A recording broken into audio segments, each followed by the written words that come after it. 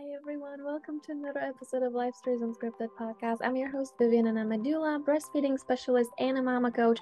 And I talk about everything related to preconception, pregnancy, birth, postpartum, and everything in between. So if you're a parent or you're trying to be one, this is the podcast for you, so stay tuned. Today I'm talking to Jen Landry from Florida, who is a mama of two, a fitness coach, and has her fair share of postpartum struggle. So that's what we're going to talk about today. If you've seen some of my previous episodes and you like them, please hit the subscribe button now so me and you can share Jen's words together. As always, this podcast is sponsored by Perfecta Placenta, located in Beverly Hills, which is a placenta preserving company. So if you would like your miracle organ to be preserved and get a stretch mark cream and a diaper bag as a gift from me, use my promo code Viviane.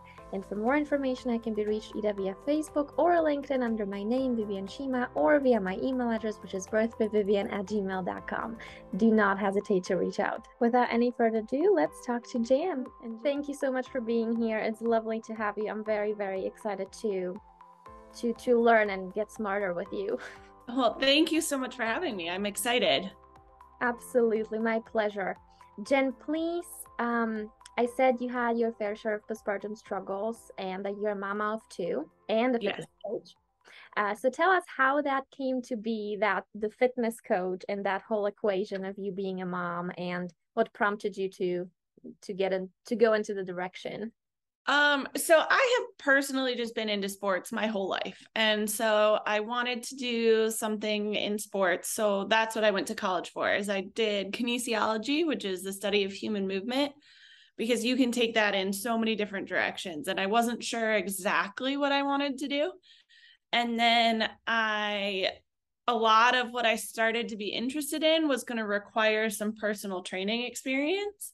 Mm-hmm. And so I went and got a personal training certification. I found a job and I fell in love with the preventative, helpful side of personal training. You know, I am not out there to like make the meatheads or the strongman competitors. I want to help people like avoid the doctor, avoid surgery, be fit for life, that kind of thing. And then it was actually after my second pregnancy that it kind of turned, and I'll get to that. But I did go more into like mom's fitness and pregnancy and postpartum. And so when I was pregnant with my first, with a lot of the certifications that you get some knowledge of, you know, how to train pregnant women and stuff like that. So I thought, I know what I'm doing. I'm good for this pregnancy. Like, it'll be fine. Well, with my first, it was like just, you know, the first trimester, I was nauseous. I couldn't keep anything down. It was terrible. And you know, of course, they want you to wait the first trimester to see if it continues or if it's just that morning sickness that goes away for most people. I was still trying to run and I was still trying to work out. But because I couldn't keep anything down or eat anything of nutritional value, I did manage to run one half marathon in that first trimester, but it was really early. And then I did start to spot because my body was like, you can't do this. You're not fueling right. You know, you're pushing too hard. So then it's after you spot, it's 2 weeks. You know, see if you can go 2 weeks without any problems, and then you can resume working out and all of that. And so I tried. At that point, I definitely was like, okay, running's out. Mm-hmm. I was still extremely nauseous, couldn't keep anything down. So they put me on Phenergan and there's a second one now, I don't even remember. But I had to alternate them, like where literally every 3 hours I had to be taking one of them or I could not eat, which ultimately into the second and third trimester is not going to be very helpful for growing the baby. So I was finally starting to eat and I was finally starting to work out. And then I had an amniocentesis at like 21 weeks. So then you have to take 2 weeks off, make sure there's no complications, because that's a pretty scary procedure and pretty risky. You know, they put that really long needle into the, Right. and pull DNA and everything like that. So then I was on another 2 weeks of rest. And by that point, I was like, okay, forget it. I'm not working out. And then they were worried that the baby was getting really big. She was measuring like 9, almost 10 pounds at like 38 weeks. And of course, that's never super accurate, but they were worried about that. Right. So they were going to induce me right at 40 weeks. But she did things like strip my membranes and stuff a couple days beforehand. And I did start to go into a natural labor, but I labored for 36 hours. And the last 6 of those hours I spent pushing to no result. And finally, I was like, it is time for a C-section. And that, of course, throws everything off in itself. So the labor, it was kind of a rocky pregnancy the whole time. And it led to kind of a rocky labor. And, I couldn't do the natural. And, what they told me was it's a good thing you wound up asking for the C-section because you probably never would have had her naturally, because my sacrum was blocking her from being able to make any kind of movement out. And then I had postpartum depression after my first, because everything was not as expected. And so my first, I was kind of like, okay, well, that's over. It's fine. I'll go back to me. She's here. Everything's great. We're good. And then I wound up with an infected C-section, which also added to the postpartum depression. And then, when I was cleared again for exercise, I essentially went right back into anything I would have been doing prior, with no real knowledge of, well, at the time I thought I had plenty of knowledge of how to get back into it and stuff like that. But I really didn't, knowing what I know now. And it was tough. It was hard. It took me a little over a year, and that of course added to the negative feelings and the self-talk, because I'm in this business. I should be able to bounce back, and what I know now is there is no such thing. We need to get rid of that bounce back mentality and stuff like that. And that actually everything I went through, my recovery was pretty good, all things considered, from the first pregnancy. And it was kind of like, I had always wanted 3 kids, but after that first pregnancy, I was like, well, now we're going to see after number 2, if I can do this again, because I also was not somebody who loved being pregnant. But again, the experience was tough. That first pregnancy, the nausea, the medicine all the time, every 2 weeks having to rest kind of thing. Like, I was just like, I don't know if this is for me. And then, can I ask you a question? yeah, absolutely. So you said that you were always very much into working out and this fitness Yeah. work. How did that, if you don't mind sharing, how did that affect you mentally, that you all of a sudden were coming to terms with the fact, well, this is probably not going to be an option for me during pregnancy at all? Like, some women are not even as nauseous as you were, and they still can do some very Right. mild exercise, but for you, obviously, it was like out of question. How did Right. that affect you? It was tough. It was really tough. So I had always envisioned that, like, I would be that story of the 8.5-month pregnant woman crossing a finish line at a race and, no problems. And then like going straight to the hospital and having this super easy labor because I just ran a half marathon or whatever. And when that wasn't the case, like after the first trimester, like I had races on my schedule for the pregnancy.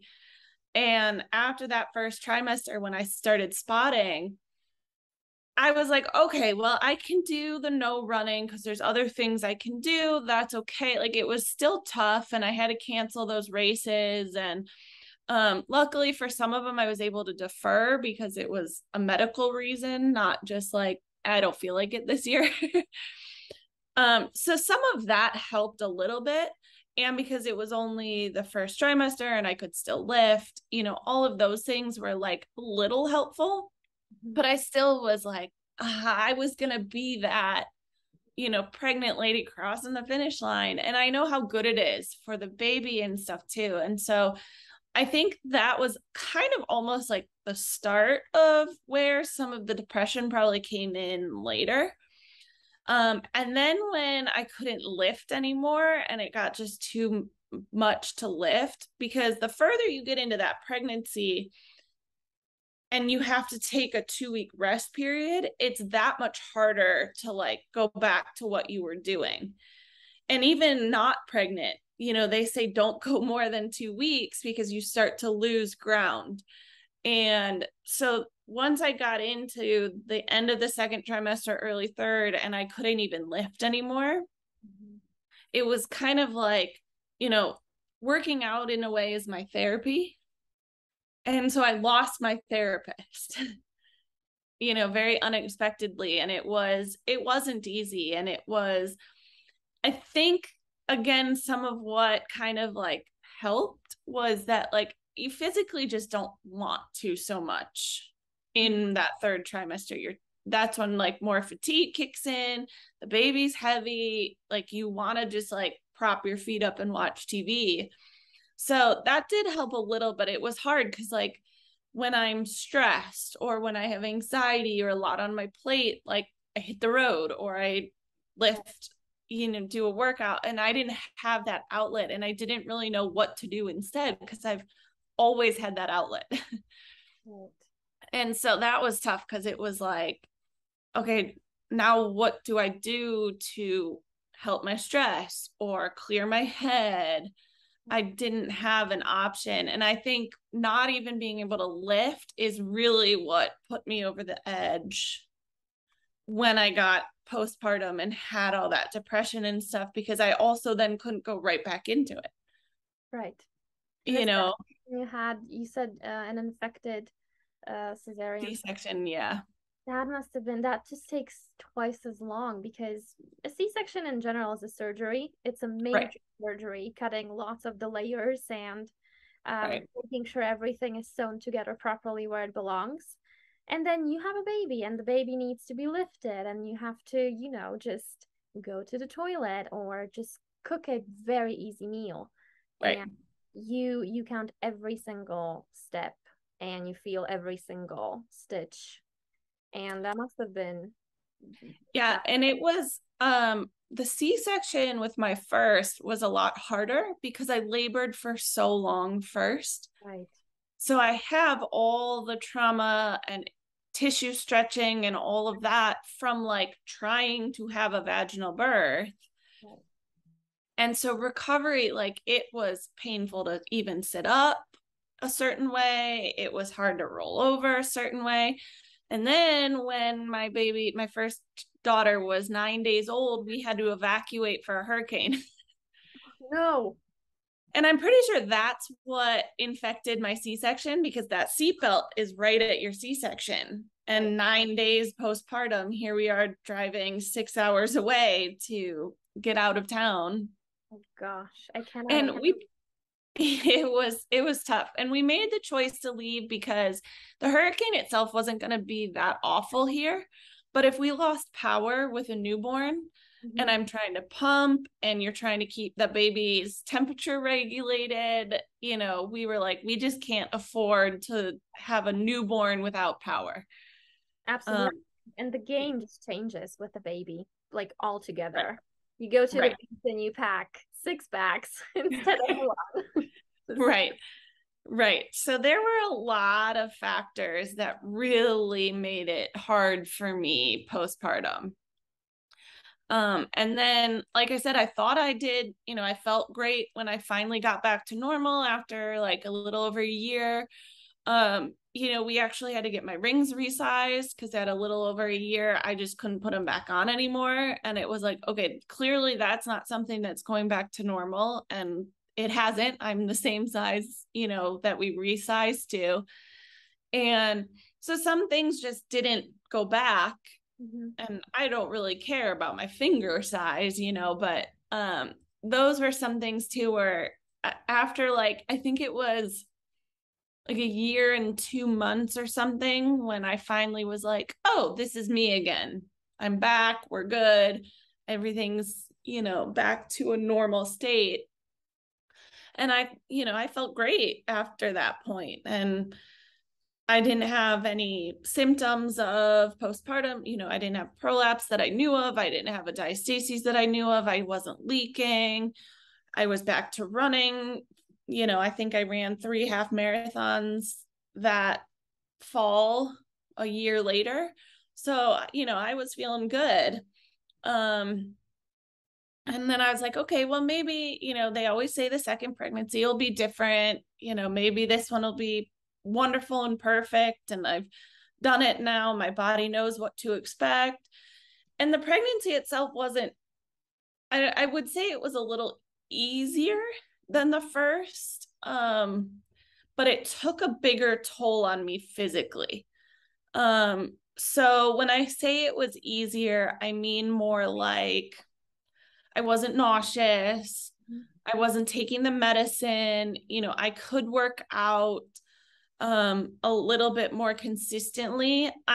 This pregnancy, I decided from the jump I was not going to run. Mm-hmm.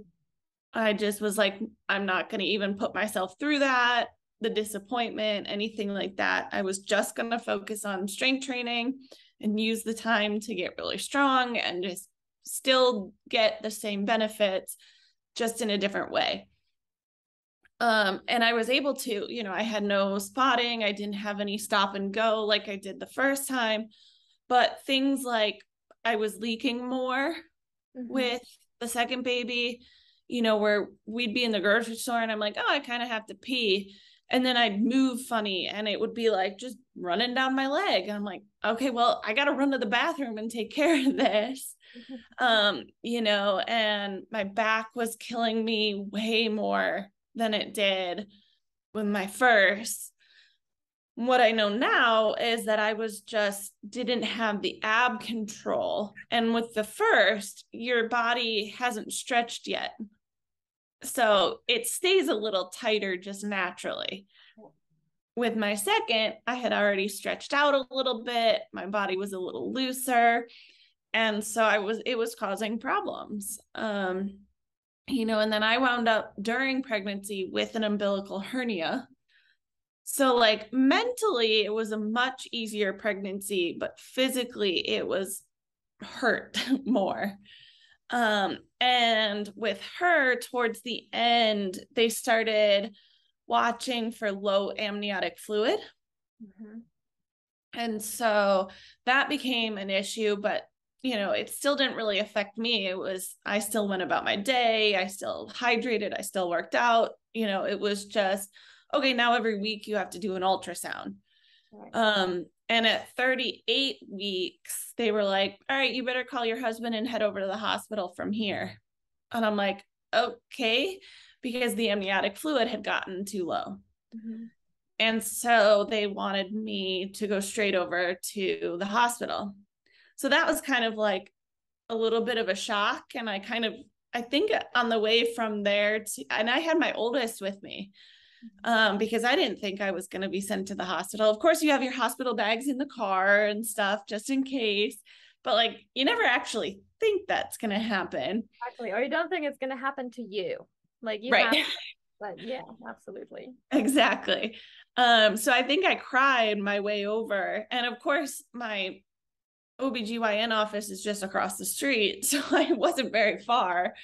But then they wouldn't check me in because I had my oldest. So they let me have the room, but they couldn't start monitoring me yet because there was no other adult available to watch my oldest, who at the time was almost 3, was getting ready to turn 3. So we had to wait for my mother-in-law, and I had to wake up my husband because he had been working overnight, and so he hadn't slept very much.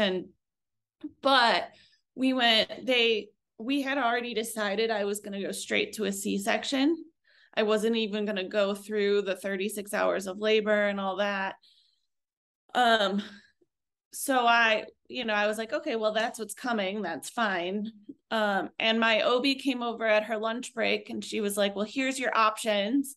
You can do it tomorrow morning, first thing in the morning, or we can do it tonight when I get off, my rounds at like her normal appointments. And I was like, no, I want you to do it because the next day it would have been a different doctor. So let's do it tonight. So like I had a lot of choice and there was a lot of like well thought out. Whereas my first, it was just kind of like, okay, we're going to the hospital. Now I'm going to try and and nothing went as planned. This time it was like, oh, I have a choice. I can pick what day she's going to be born. And, do I do it tonight or do I sleep tonight? What do I do? So that was kind of nice. And it was like kind of this like relaxed freedom. Mm-hmm. And then I actually did start having contractions in the hospital, waiting for the C-section. They were, still really early, like where you would stay home for them. But they were showing up on the monitor and everything. And it all went beautifully. And I even could get up from the bed like within, I don't know, like 6 or 7 hours without, the pain was so minimal compared to the first time. Mm-hmm. And it was just so much easier the second go around, but it wreaked havoc on me physically. Like she's about to turn 3 and I still have some back pain here and there. Because I haven't it's taken that long. Right. Well, I had to learn the knowledge first. And then it's taken that long to kind of like fix my body essentially, because I was so unprepared physically for it. And that is where, when I said my story earlier about becoming a personal trainer, so I was having all these issues and I wasn't getting the help I needed. It was actually like my primary who sent me to a pelvic floor therapist, and they were focusing on one issue, but other things were not being resolved. And I kind of had this moment of, well, I'm in the field. I've got to be able to find an answer that I can do myself. And then I stumbled on this certification. And if I knew what I know now, simple things that could have changed the whole trajectory. But at the same time, my story put me here and now I can help others. And so, both pregnancies were difficult in their own ways and both were a challenge. And I am definitely stopping it too, because I just can't go through all that again. Now, maybe because I know what I know, right, it would be bearable and stuff, but it's, I'm happy with my 2 beautiful girls, and my experiences taught me what they taught me, and I feel like I've learned what I need to learn from being pregnant and having an infant. So listening to your body, and some women, they really struggle with pregnancy. Like it takes a toll on their body physically and mentally. But I wanted to just rewind a little bit when you were talking about how you how you decided to cut all the running during the second pregnancy. Mm-hmm. I loved how you just intuitively went to that decision, and you were listening to your body, like, I'm not doing it this time because I could, but what if this happens again? Right. And putting yourself at risk, putting your baby at risk, and why poke the bear, I would say. But I love how you, again, intuitively set realistic expectations for yourself and for your body, for your specific needs that you had a chance to experience during your first pregnancy. I think that is major. And I think women should have more support in this. Women should have a person that would help them do this, because a lot of women don't do this, what you did. And it has, it takes another toll on them. Like they feel they're unable to do anything. And little by little, you know, like you said, you had the rings resized. It's little things like that. It can completely just fall on you, like the weight, the mental weight. And I love how, again, you were just listening to your inner voice and naturally went that direction. I think that's wonderful. Well, and I think, thank you. And I think you hit on something too. I think in a way with, you know, you're saying I listened to my gut, and I think in a way I knew that I was going to be physically hurt from this pregnancy, and running for sure would have amplified all of those things. The leaking, the back pain, all of that probably would have been twice as miserable if I wasn't just strength training. And so, yeah, I think like in a way I kind of knew ahead of time. Yeah, exactly. Like you knew, you felt something in your body. And Yeah. I love it because and especially in a hospital setting, you know, and with C-sections, with inductions, and I'm not saying they're bad. They can be very good. Like in your case, they can be almost life-saving for you and your baby. But the hospital setting sometimes takes away the power from you, that you are able to do this, that you do have the power. You are able to navigate your own body and your own impulses. Yeah. Well, and to that too, you know, we tried to find the first time around a midwife that would be more kind of bridge that gap. So it wouldn't just be straight hospital stuff. But she actually was like, she like not forcing me, but like really hard encouragement to get me to keep pushing.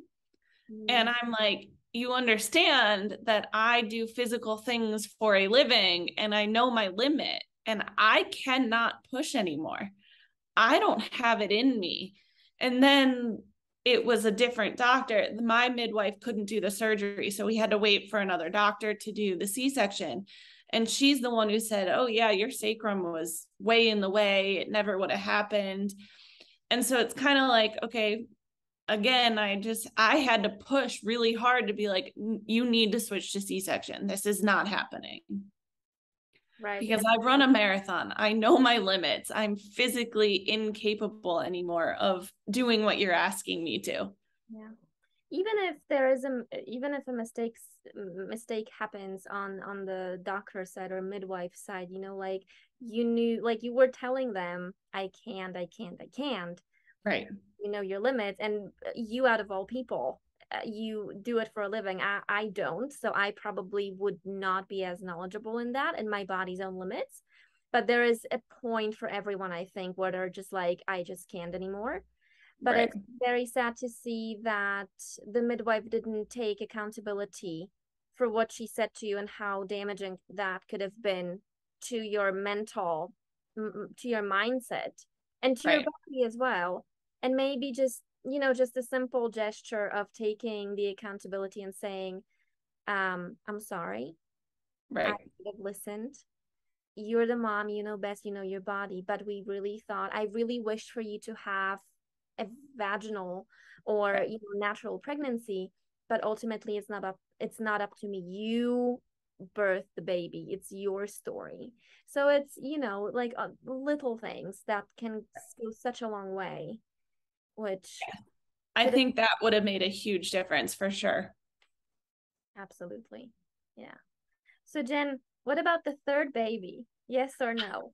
No, I I just don't uh, it was hard to like share my body. Yeah. That's hard to like explain, but that's the best way I can say it. It was very hard to share my body. I think that's a wonderful way to say it. I've never heard anyone say that, but you say that and it's very evocative. It's, you know, I can imagine that. But Yeah. Jen, I want to talk a little bit about how you were saying that you thought you'd be able to bounce back. Did you realize that you never lost your body in the first place, and that you just have an upgrade to it, that your body just naturally changed and it's okay? Yeah, so that actually took me till after the second pregnancy, and with some of the knowledge that I gained with my certification, the pregnancy and postpartum corrective exercise specialist. After my first, I legitimately just got back to a place where like I felt like the me before. Mhm. And that's kind of how I felt. And I was a little slower running and stuff. And I was like, okay, well, this is my new norm. That's fine. I'm just a little slower, but I'm also older.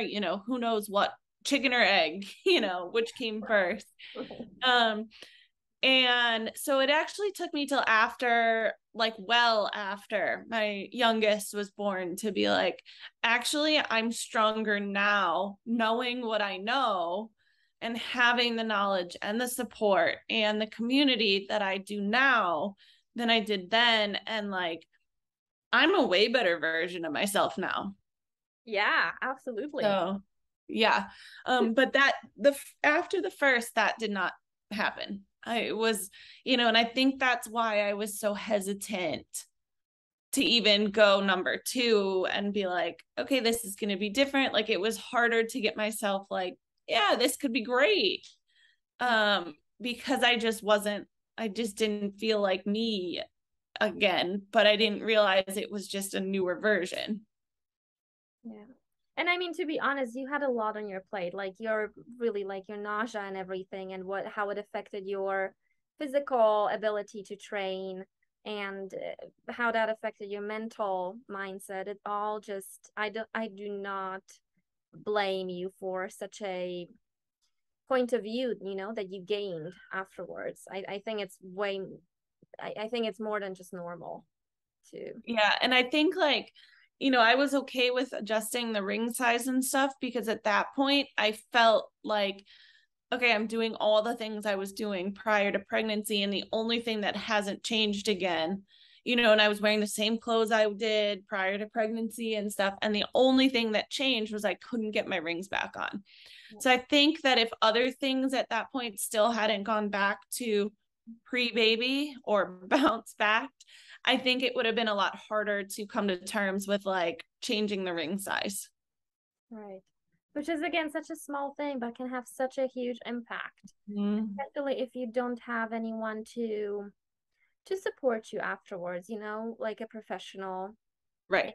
tell you this is normal, this is your body telling you something, let's work it out. What do you think would help you aside from, exercising? So I think this is an important message that you shared with me and everyone else who's watching. I think this is very important. Well, I hope it can help somebody because I know I could have used it. And Absolutely, absolutely, Jen. Uh, Jen, is there a message, or is there what is the one thing that you would tell moms to be? um, well, my number one thing is pelvic floor therapy. Get it when you're pregnant and get it postpartum. It can change everything. But that's my fitness, coming from the fitness world. I think that that's my number one tip. Just physically, you'll feel better if you can work with a really good pelvic floor physical therapist during pregnancy and then after. And it'll save you a lot of the back pain, it'll save you a lot of the leaking issues. And I think ultimately make you feel stronger so that you don't have that worry of bounce back or, because that bounce back really needs to like, that needs to be part of cancel culture. Like it needs to be canceled. Yeah, And I think seeing a pelvic floor physical therapist can really do a lot for that mental aspect of forgetting the bounce back. absolutely. And just, embracing you as you. Mhm. Yeah, absolutely. Well, thank you so much, Jen, for sharing everything with us. Yeah, of course. That was very, very powerful. So thank you. But tell us, where can people find you and reach you? Because you seem so knowledgeable. I mean, if I'm pregnant, you're my first person to call. Thank you. Yeah. So Mom's Fit Life is, you can go to just www.momsfitlife.com and you can find everything there. I have blogs, I have links for articles and podcasts and some of my programs that I do. Some of them are for helping women come back from pregnancy in that first 6-week period, even before you're technically cleared for exercise. There are things you can be doing like the day you bring baby home that are safe and effective and will help get you moving. You can find me on Facebook or Instagram as well, Moms Fit Life. Lots of Instagram, especially, I try and post every Monday through Friday. Some kind of knowledge for everybody. But definitely check out the website. You can link to everything there. Wonderful. Do you also consult online? Yes. Oh, that's wonderful. I do. Yes. So there on my website, there's a place to schedule a call with me if you want. I also do one-on-one training that can be done all via Zoom or all like digitally where we never even have to meet. And we just occasionally send videos or something like that. And I can program for you and stuff. So lots of different options. That's wonderful because a lot of moms, in the postpartum period, they either don't have time, they're sleep deprived, they feel very self-conscious. I love that you're not forcing or pushing them to like, oh, you have to be on Zoom. And, right. we all know how we look on Zoom when we're tired. So this is wonderful what you're doing. Thank you so much for sharing that, Jen. I really, really appreciate that. Well, thank you so much for having me. It was a lot of fun. Absolutely. Thank you so much, Jen. Thank you. That is it for today. I hope you really liked Jen's story and her message. If you did, please hit the subscribe button now so me and you can share her word together. If you're a mama, a health coach, a spiritual healer, or just like Jen, a fitness coach, and you have a story you'd like to share with me and the rest of the world, or you know of someone who has a story they'd like to share, don't hesitate and reach out to me either via Facebook or LinkedIn, where I can be found under my name, Viviane Shima, or via my email address, which is birthwithviviane@gmail.com. I'm excited to hear from you. That is it for me for now. I hope you enjoyed it and stay tuned for more amazing episodes. Bye.